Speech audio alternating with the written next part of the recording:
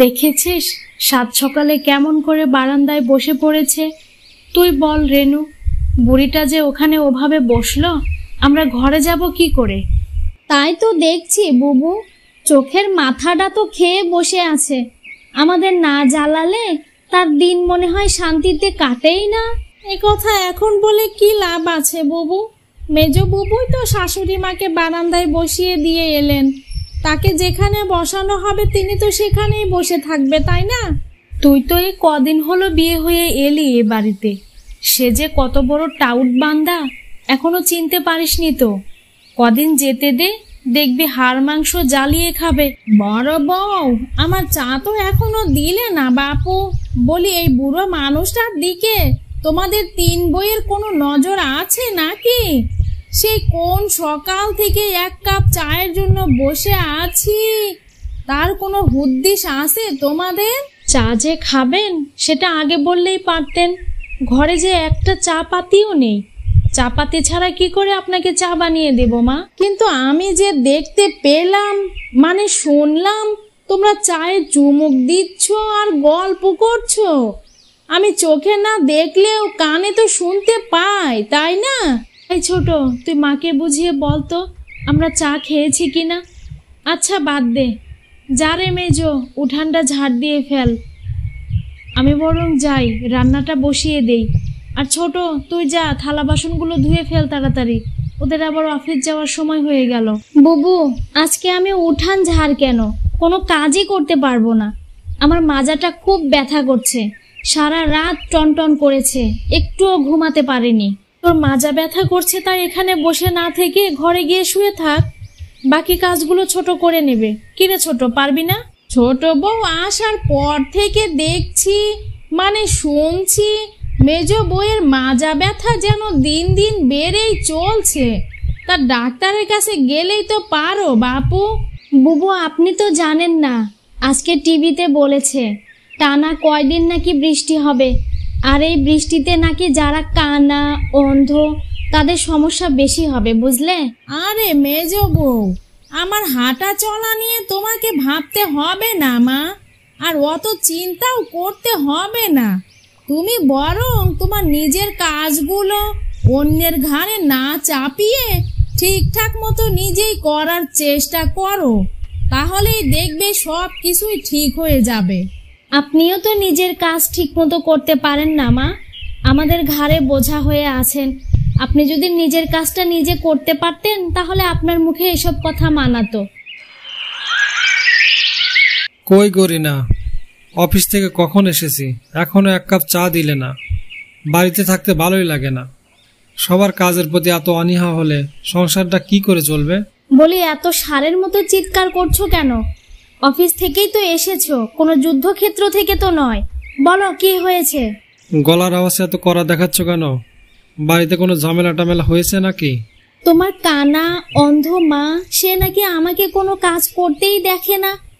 আমি নাকি শুধু গায়ে হাওয়া লাগিয়ে ঘুরে বেড়াই, আর সময় হলে খেতে বসি। তার চোখ তো আমার দিকে কখনো পড়েই না। মা তোমাকে এমন কথা বলেছে?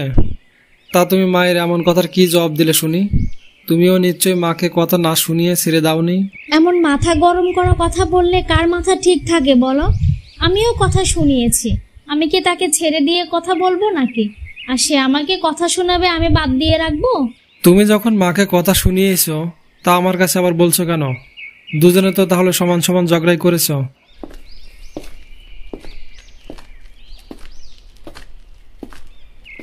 মা, তোমরা সবসময় দাদির সাথে খারাপ ব্যবহার কেন করো? দাদি চোখে দেখতে পায় না দেখে তোমরা ভালো ভালো খাবার নিজেরা আগে খেয়ে তারপর দাদিকে যা খুশি তাই দাও, আর দাদিকে পোড়া ভাত আর বাসি তরকারিও দাও। কেন মা, এমন করো কেন? খুব দেখছি দাদির চামচা হয়েছিস। মায়ের মুখে মুখে তর্ক করা কবে থেকে শিখলি শুনি? তোর দাদি তোকে এসব কথা শেখাচ্ছে, তাই না? তোর দাদির কাছে এখন থেকে যাওয়াই বন্ধ করে দেব। তাহলে তুমি যে দাদির সাথে অন্যায়গুলো করছো, এগুলো মনে হয় আমার নানি তোমাকে শিখিয়েছে, তাই না মা? ঘর থেকে পালালি কেন? আজ তুই ঘরে কি করে আসিস এটাই দেখব। তোর পিঠে যে মারগুলো পড়বে সেটার হিসেব করে ঘরে আসবি, এর আগে কিন্তু আসবি না। আজকে তোর পেটে ভাত যায়নি তো বুঝবি খিদের ব্যথা কি। সমস্যা নেই, তোমার ঘরে আমি যাব না, আজকে আমি দাদির ঘরেই থাকবো। তুমি আমার কিছুই করতে পারবে না, বাবা ফিরলে বাবাকে সব বলে দেব। কি হয়েছে রে তিন্নি, তোর মা তোকে বকছে কেন? কি করেছিস তোর মায়ের সাথে বল তো? মা তোমার সাথে খারাপ ব্যবহার করে তাই বলেছি জন্য আমাকে দৌড়ানি দিয়েছে দাদি। বলেছে আজ নাকি ঘরে জায়গায় দেবে না। আমিও বলেছি আমি দাদির সাথে ঘুমাবো। ঠিক বলেছি না দাদি? আগলি মেয়ে, মাকে এভাবে কথা বলতে হয় না। দুপুরে ভাত খেয়েছিস নাকি মায়ের দৌড়ানি খেয়ে পেট ভরে গেছে শুনি? না গো দাদি, ভাত এখনো খাইনি, প্রচন্ড জোরে খিদে পেয়েছে। কল থেকে পানি খেয়ে এবেলা কাটিয়ে দেব। তবু আমি মার ঘরে এখন যাব না, গেলেই পিটন দেবে। চল আমার ঘরে, তোর মা একটু আগে আলু ভর্তা ভাত দিয়ে গেছে, চল সেগুলোই খাবি চল। বুবু, বলছিলাম কি, আমার মা বাবা ফোন করেছিল, তারা আমাকে দেখতে আসবে। রান্নার জন্য তো জোগাড় যন্ত্র করতে হবে নাকি? আমি যাই, দেখি রান্নাঘরে কি কি আছে। হ্যাঁ, তা তো করতেই হবে। আমি বরং তোর ভাসুরকে গিয়ে বলি ভালো ভালো বাজার নিয়ে আসতে। মেজ বউ, তোর বর কই রে? তাকে তো দেখছি না। এখনো নবাব ঘুম থেকেই ওঠেনি। আজ ছুটির দিন পেয়েছে না, তাকে কি সহজে ঘুম থেকে তোলা যাবে বলো? আচ্ছা, সে ঘুমাচ্ছে, ঘুমাতে দে, এখন আর তাকে ডাকতে হবে না। তুই বরং আদা রসুনগুলো বেটে নে, আমি তোর ভাসুরকে বাজারে পাঠাচ্ছি, কেমন? বড় বৌমা, আমার হাতের লাঠিটা খুঁজে পাচ্ছি না গো। কাল রাতে এখানেই তো রেখেছিলাম, এখনো আর খুঁজে পাচ্ছি না। একটু এসে খুঁজে দাও না বড় বউ। ওই দেখ, বুড়ির আবার ডাকাডাকি শুরু হয়েছে। বলি, আপনি এখন লাঠি দিয়ে কি করবেন শুনি? বাইরে অনেক বৃষ্টি হচ্ছে, কাদার মধ্যে আপনাকে বের হতে হবে না। সে কি বলছো গো বৌমা? বৃষ্টি হলে তো বাইরে শব্দ পেতাম নাকি? বলছি তোমরা আমাকে একটু বের করো বড় বউ, ঘরে একা একা থাকতে আমার ভালো লাগছে না। দেখেছিস, আমরা এখানে কি বলবো না বলবো সব কথা শোনার জন্য বাইরে বের হতে চাইছে। এখন একটা কথাও বলবি না, যা ইচ্ছা হয় বলুক, বের হতে তো আর পারবে না। আমার কথা শুনতে পাচ্ছ গো বৌমারা? আমি যে টয়লেটে যাব গো, যে কেউ একজন এসো গো, আমি চাপ সামলাতে পারছি না। এই ছোট, কোথায় যাচ্ছিস? এক পা আগাবি না, বুড়ি চাপ সামলাতে না পেরে মরে যাবে, যাক, তখন আপদটা বিদেয় হবে। এই মেজো, তোর মা বাবা আসার সময় তো অনেক খাবার দাবার নিয়ে এসেছে রে। খালাম্মার মনটা অনেক বড়। বুবু, মাকে তো খাবার দেওয়া হয়নি। আমি ভেবেছিলাম তোমরা খাওয়ার সময় অন্তত মাকে ডাকবে। বয়স্ক মানুষ এতক্ষণ না খেয়ে থাকতে পারে বলো? আমাদের সাথে যদি তাকে খেতে ডাকে, সারা ঘর ভাত ফেলে নষ্ট করে ফেলবে। তুই থাক, আমি গিয়ে ভাত দিয়ে আসছি। বুবু, মাংসটুকু রেখে দিও, রাতে আমরা আবার খাবো। তুমি বরং তাকে অন্য কিছু দিয়ে খেতে দাও তো। মাংসের যে দাম, আমরা নিজেরাই তো ঠিক মতো খেতে পারি না। মা বাবা এসেছে জন্য কেনা হয়েছে।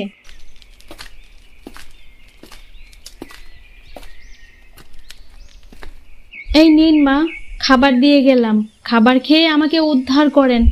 বলি, আপনার এখন বয়স হয়েছে, 3 বেলা খাওয়ার কি দরকার শুনি? কম কম খেতে পারেন না? বড় বউ, আজকে কি দিয়ে ভাত দিয়েছ গো?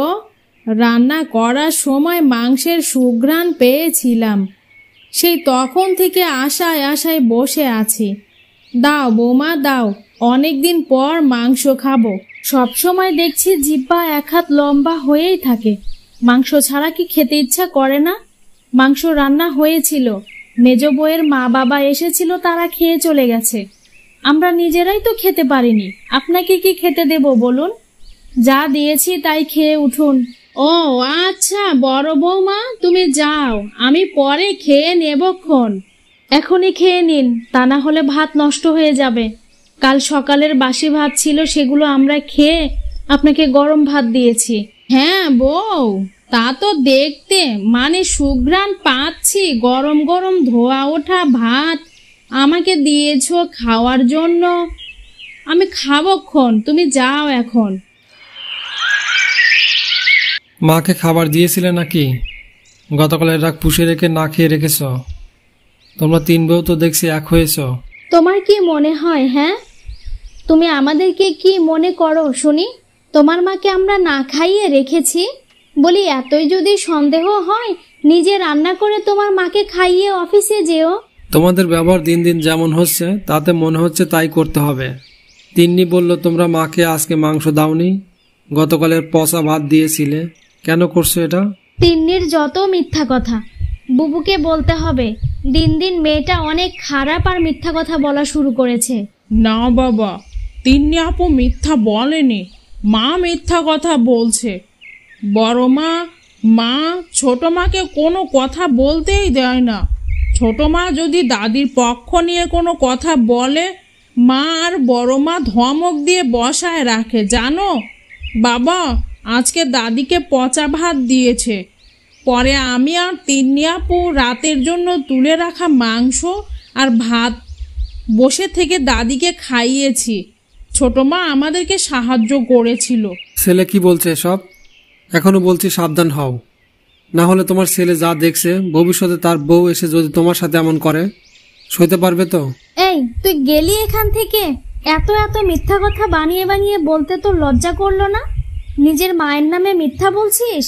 ওকে বকছো কেন? ও তো ছোট মানুষ, ও যা দেখবে তাই তো বলবে। আমার মায়ের সাথে এমন আচরণ বন্ধ করো, না হলে ফলাফল ভালো হবে না। বলি তিন্নির মতো তুইও কি দাদির চামচা হয়েছিস? আজ থেকে তোর দাদির ঘরে যাওয়া বন্ধ। যখন টাকার দরকার হয় তখন আমাকে না খুঁজে দাদিকে খুঁজতে পারিস না? আমি আমার পেট থেকে একটা কালসাপ বের করেছি গো। যা এখান থেকে। এই যে মা, নেন আপনার খাবার। খাবার দিয়ে গেলাম, চুপচাপ খেয়ে উঠবেন, কোনো কথা বলবেন না কিন্তু। এত পচা ভাত আপনি মাকে দিচ্ছেন কেন? আমি এই ভাত তো হাঁসকে খাওয়ানোর জন্য রেখেছিলাম। আর মা, আপনি এত পচা ভাত কি করে খাবেন? বাবার পেনশনের টাকা দিয়ে চোখের চিকিৎসা তো করতেই পারেন, তাই না? এই ছোট, তোকে এত কথা বলতে কে বলেছে? যা ঘরে যা। স্বামী বিদেশ থাকে বলে যা ইচ্ছা তাই করবি না? কিছু কিছু সময় অন্ধ হয়ে থাকলে মানুষের আসল চেহারা দেখতে পাওয়া যায় মা। আমি তো সবই বুঝি, সময় হলে সবাইকেই বুঝাবো, সাথে চোখের চিকিৎসাটাও করাবো, চিন্তা করো না।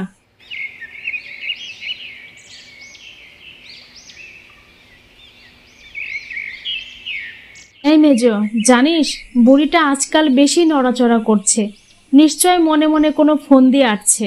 তুমি ঠিকই বলেছ বুবু, আজকাল দেখছি জমির কাগজপত্র ভালোই খোঁজাখুঁজি করছে। মনে হচ্ছে জমি জমা ভাগ করবে। ভাগ করবে, করুক। যদি আমাদের নামে জমি বেশি না দিচ্ছে তাহলে মজা বুঝাবো বুড়িকে। বুড়ি কানা হলেও বেশ চালাক, মনে ফোন দিয়ে আটলে ওর কপালে দুঃখ আছে। আজ তোমাদের একটা কথা বলার আছে, যদি তোমাদের সময় হয় তাহলে বলতে পারি। কি বলো বড় বউ? কষ্ট করে যখন এসেছেন তখন বলে ফেলুন। 1 মিনিট দাঁড়ান তো মা, আপনি তো লাঠি ছাড়া হাঁটতে পারেন না, চলতেও পারেন না, তাহলে এখানে এলেন কি করে? তোমাদের কে বলেছে আমি কানা?